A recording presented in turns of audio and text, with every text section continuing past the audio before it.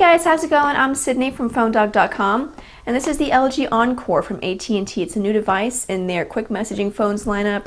Has a 3-inch resistive touchscreen display. Doesn't have a physical keyboard, just a virtual on-screen keyboard. Also has a 3-megapixel camera. So it's just a basic standard feature phone, messaging phone, whatever you want to call it.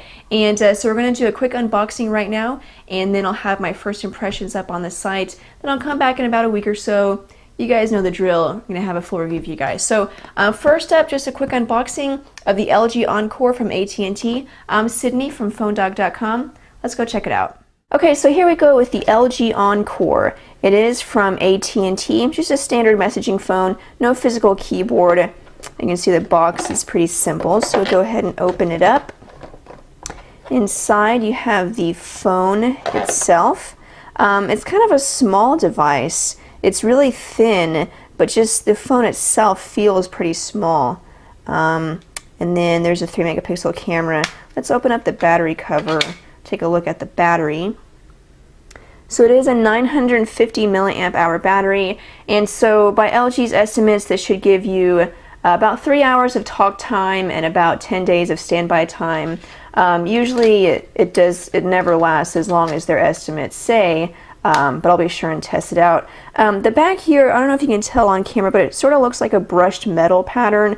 It's just plastic, but it has sort of a nice design to it that looks pretty cool. So let's power it on, and then while it's powering on, we'll take a look at the rest of the box. Oh, that's interesting. Those are capacitive touch buttons. They're not actually physical buttons. That's cool. So anyway, otherwise in the box, you get a charger. Looks like standard micro USB. It's not a data cable. It doesn't, it just doesn't have a USB port on the end.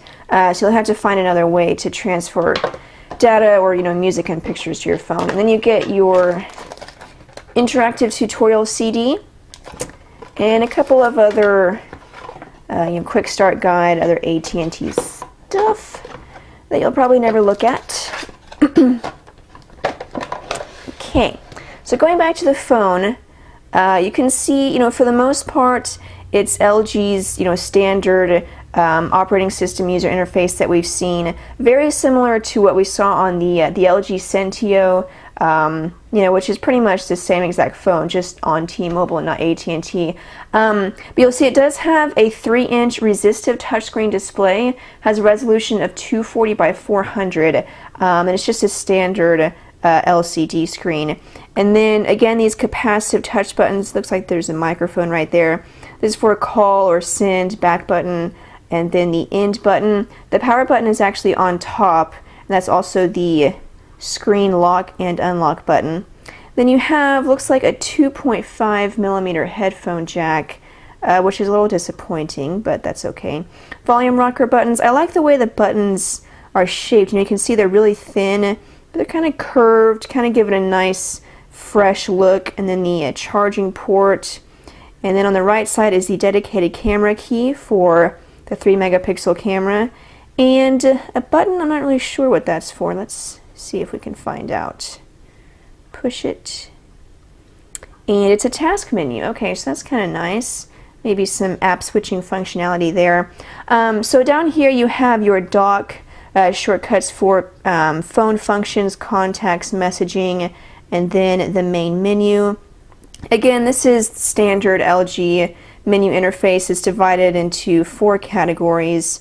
You can see your different options there. Let's go to messaging and see if we can take a look at the virtual keyboard, not a physical keyboard. So you do have T9, and then here's the virtual keyboard. Looks kind of nice, nice and spacious. I like the layout.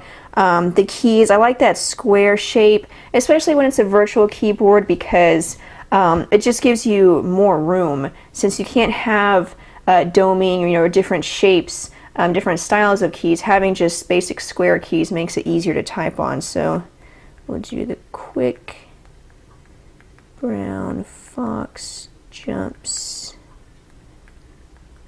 over the So there's haptic feedback on the keyboard, which you can turn off, of course.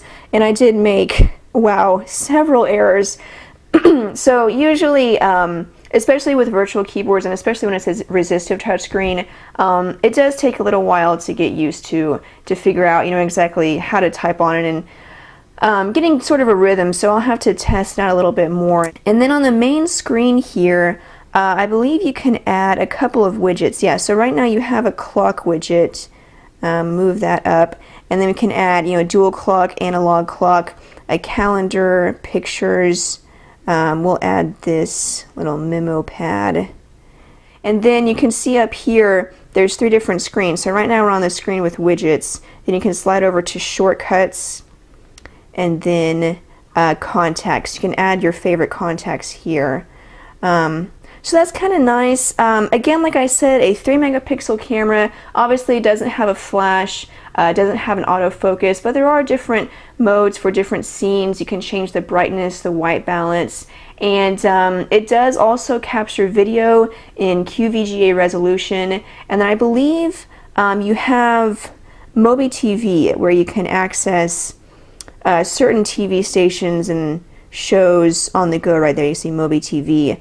Looks like you have a GPS, AT&T Navigator, Yellow Pages Mobile. So a lot of standard AT&T apps that we see on, basically all LG messaging phones. You have your mobile email app there. So, overall, this is just a first look, and I'll test it out a little bit more. But overall, looks like a great standard LG phone with their standard interface, but kind of with a fresh look on it. Kind of small and thin, but it feels good in the hand, feels solid. I like these capacitive touch buttons, so I'll have to test it out some more. I'll put it through its paces and see exactly how it performs. But that's just a first look at the LG Encore from AT&T. You can go check it out right now. It's available from AT&T.